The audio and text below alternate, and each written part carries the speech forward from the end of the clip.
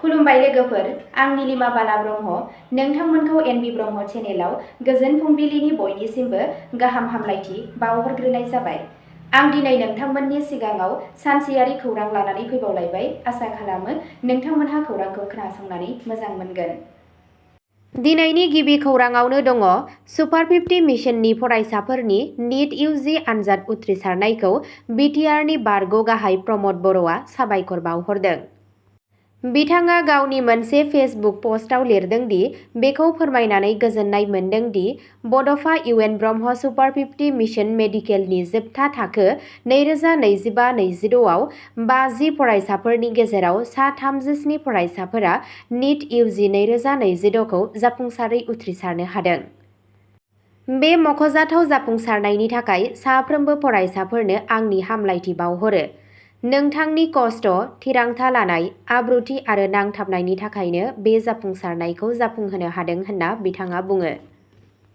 आं गोसो गोरबोजों बावसोमनाय फोरोंगिरिफोर, बोसोनगिरि आरो बिमा-बिफाफोरनिसिम गोसो गोरबोजों साबायखर बावहरो, जायफोरनि एंगारनो हायै मदद आरो दैदेननाया बे जाफुंसारनायाव गोनांथार बिफाव लादोंमोन।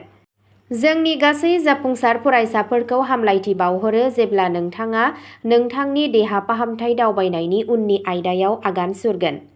नोंथांमोना जौगालांबाय थाथों, अननायजों समाजखौ सिबिबाय थाथों आरो बिटिआर आरो हादोरखौ गोग्गानाय लाबोथों होनना बिथाङा बुंबावो।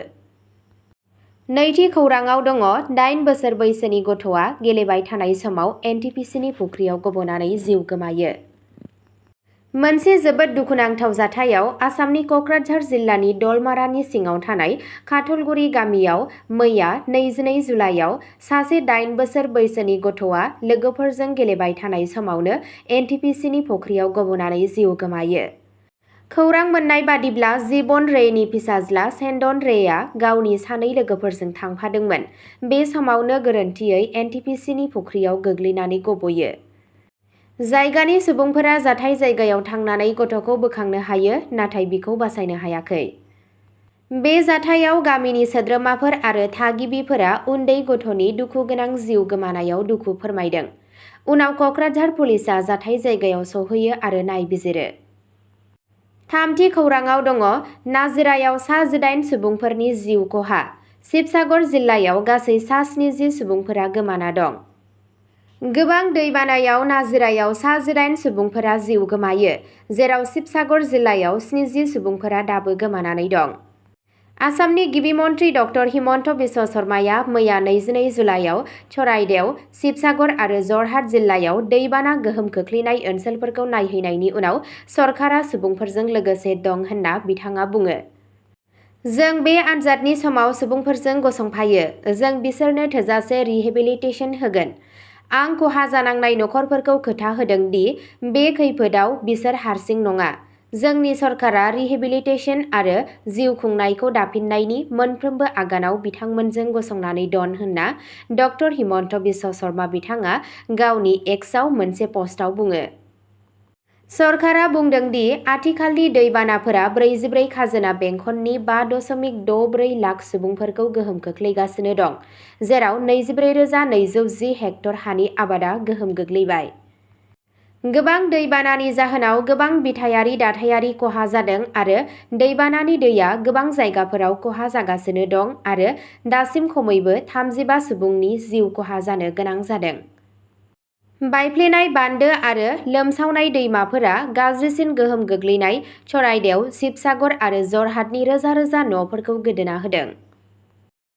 ब्रैथि खौराङाव दङ जोंनि समखौ ओरैनो गारनो नाङा।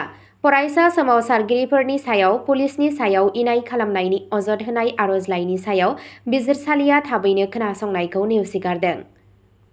22 जुलाइ बुधबारखालि जौसिन बिजिरसालिया जन्तर मन्तराव धर्ना होनाय समाव फरायसाफोरनि सायाव पुलिसनि सायाव इनाय खालामनायनि अजद होनाय आर'जलाइखौ थाबैनो खोनासंनो नेवसिगारदों। भारतनि गाहाय बिजिरगिरि सिजेआइ सूर्यकान्त बिथाङा बुङो दि बिजिरसालिया आर'ज गाबगिरिजों गथायनाय भिडिअ' फोरमानफोरखौ नायबिजिरफिननो सम गैया।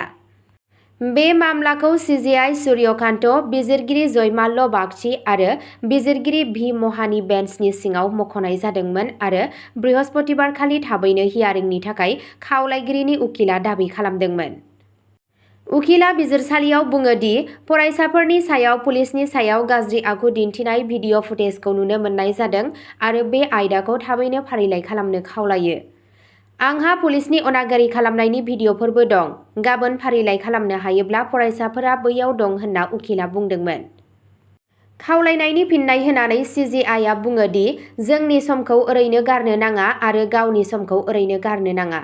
जेब्ला उखिला फिन भिडिअ'फोरखौ मुंख'यो अब्ला बेन्चआ बुङो दि जों भिडिअ'फोराव गोसो गैया, जोंहा नायनो सम गैया, जों भिडिअ' नायनो लुबैया।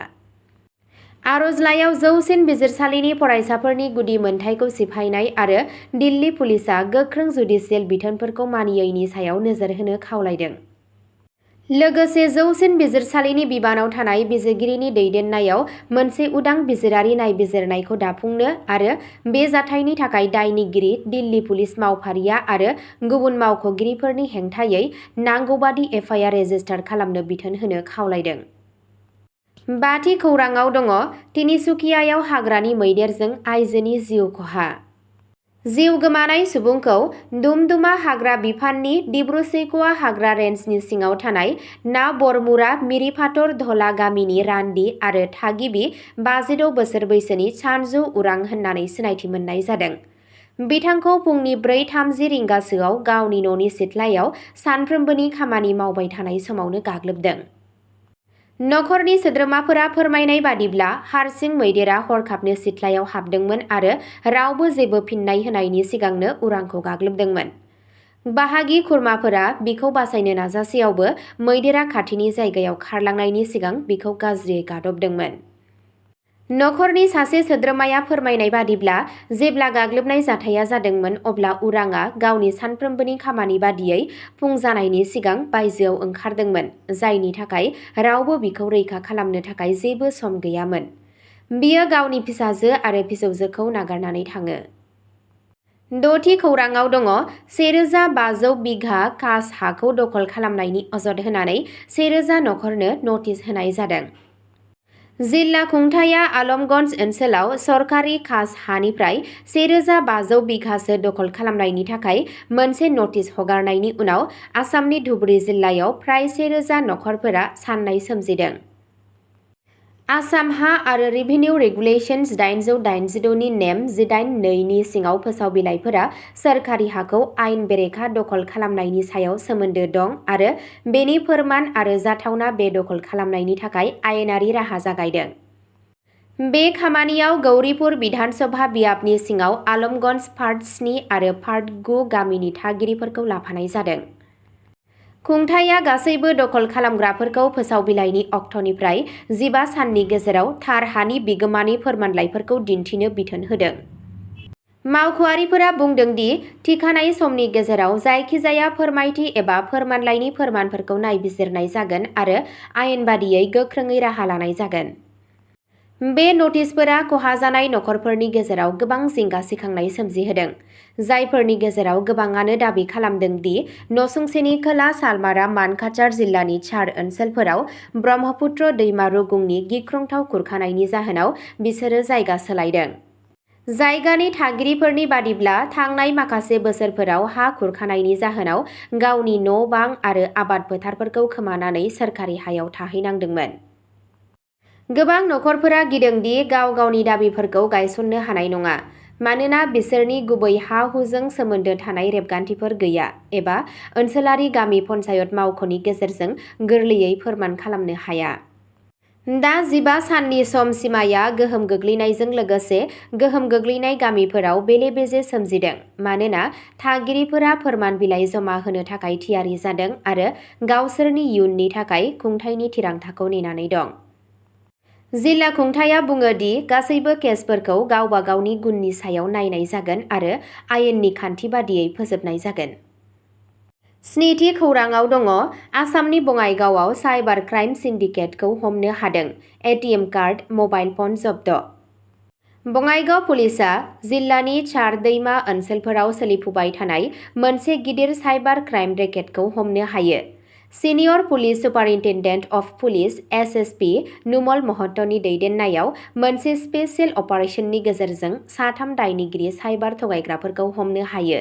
माखासे संगालि खौरांनि सायाव नोजोर होनानै पुलिसनि हान्जाया सिग्रोमो आरो दायनिगिरिफोरखौ हमनो हायो, जायनि सिनायथिखौ मनवर हुसेन, इक्रमुल खान आरो हामिदुल इस्लाम महरै लानाय जादों। अपारेशननि समाव पुलिसआ गोबां एटिएम कार्ड, मबाइल फन आरो गुबुन दायगोनां मुवाफोरखौ जब्द खालामदोंमोन होनना मिथिनो मोननाय जायो। मोनसे खौरांगिरि मेलनि गेजेरजों एसएसपि नुमल महतो बिथाङा बुङो दि दायनिगिरिफोरा नसुंसेनि जिल्लाफोराव बङाइगावनिफ्राय हाबदोंमोन आरो गोबाव समनिफ्रायनो बे ओनसोलाव साइबार फ्रड नेटवर्क सालायगासिनो दंमोन। अब्ला दिनैनि खौरांआ बेखिनियावनो जोबबाय। नोंथांमोनहा सानफ्रोमबो फुंबिलि समाव बेबादिनो सानसेयारि गोदान खौरां नायबाय थानो गोसोब्ला चेनेलखौ साबस्क्राइब खालामनानै लादो आरो खौरांखौ खोनासंनानै मोजां मोनदोंब्ला अन्नानै लाइक, शेयार आरो कमेन्टबो खालामनानै होलांब्लानो जाबाय। गोजोन्थों।